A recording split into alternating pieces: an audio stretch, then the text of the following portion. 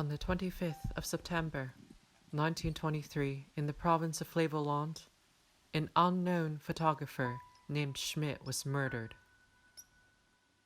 The murderess, Gödel, then took the camera and the photos on it and sold them to a collector. The photo was an instant success. Almost a century later, Gödel is known to everybody as the artist behind the iconic Lake by Morning shot. So when people say the name Gödel, are they referring to the photographer who took that famous shot, or the woman who murdered him and claimed credit for it?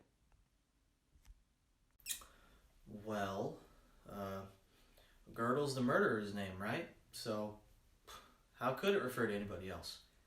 Who cares who actually took the picture? The woman's name is Gödel. I think without question, Gödel referred to stabbing victim and former photographer. After all, everybody know Gödel referred to the one who took the photo, and the stabbing victim was the one who pressed the shutter.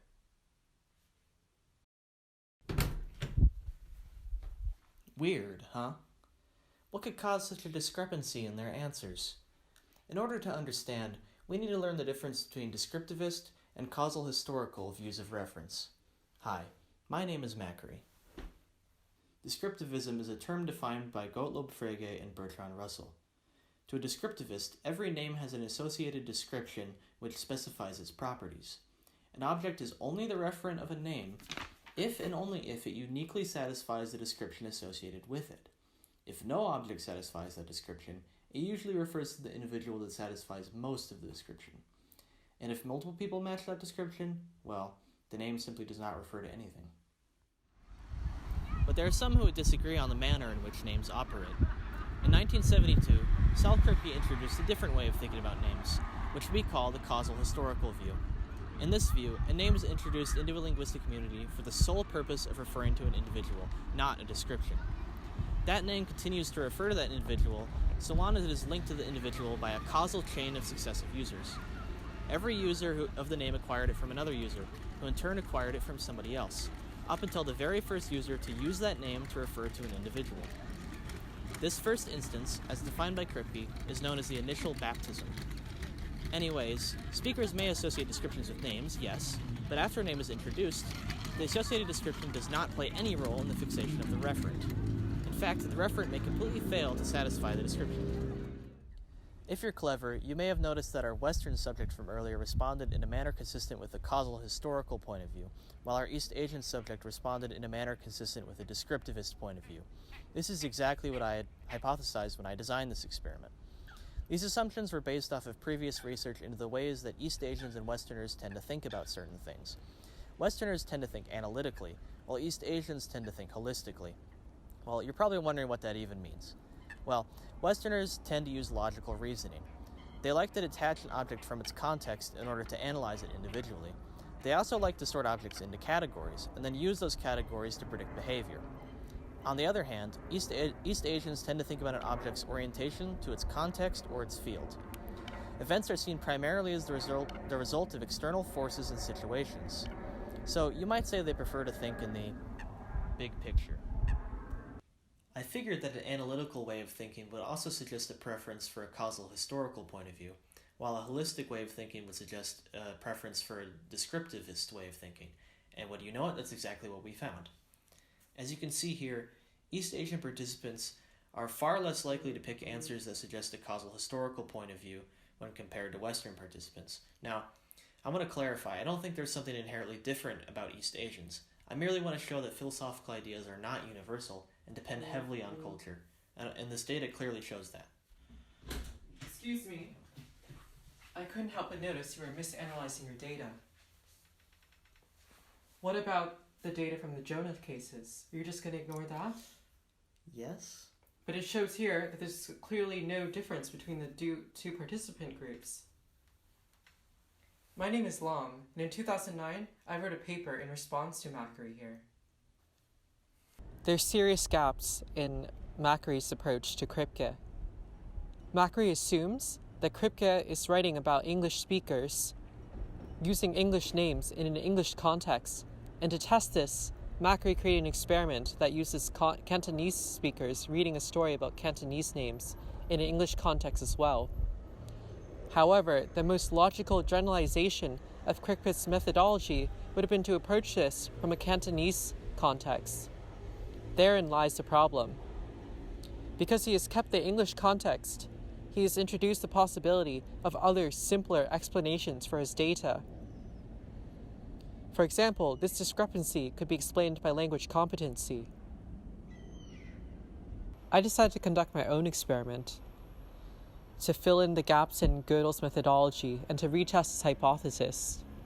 I conducted a Gödel test of my own, except instead of Gödel, I used the cross-cultural figure Shakespeare. In a Cantonese context, with Cantonese names, East Asian respondents overall agreed with Western participants in having a causal historical view, and in one of the experiments, in fact, were more likely to respond with a causal historical view than Westerners.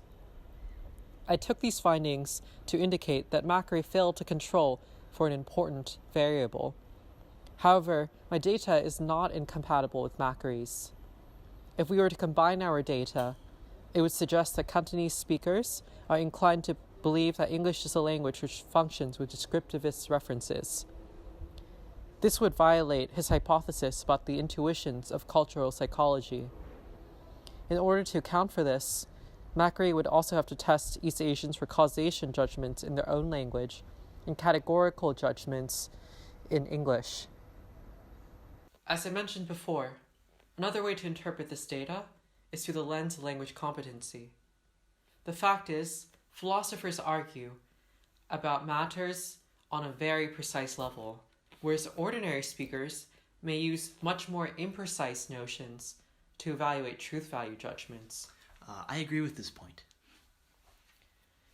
This means that it's possible that ordinary speakers may not even be the right people to test. There is another issue. Suppose a language does exist, whose speakers only have descriptive interpretations of noun phrases. Even if such a language existed, Macri's experiment will still not conclusively demonstrate a flaw in Kripke's thinking. For example, perhaps no proper names exist in this language at all. This would mean that everything that looks like a proper name would have to be shown not to be a proper name.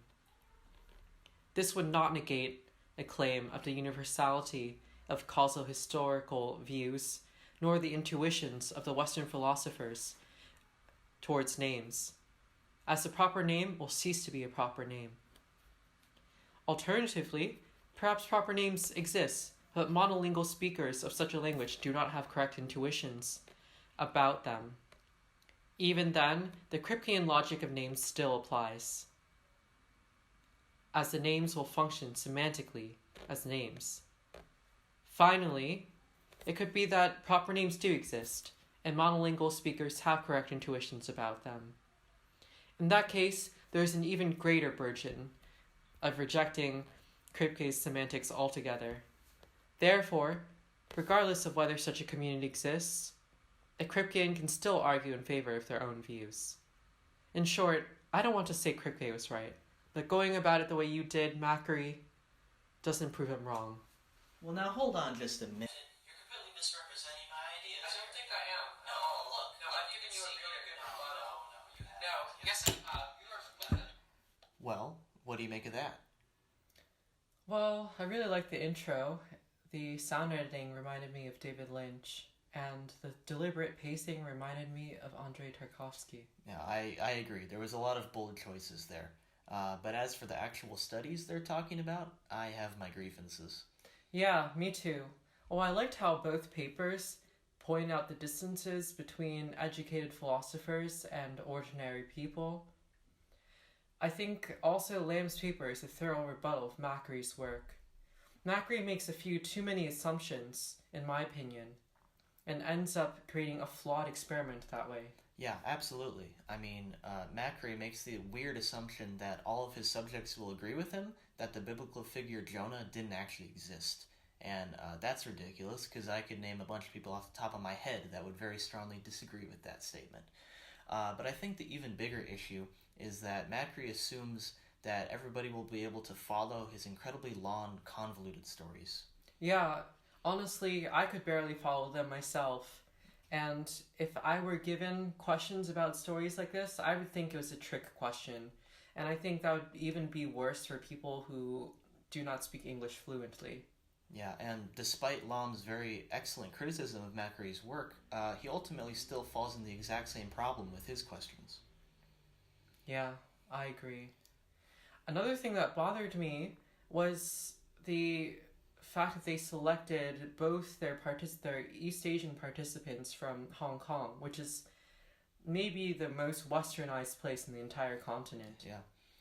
Well, clearly we both have our issues with these studies, but now you know I have to ask you this question.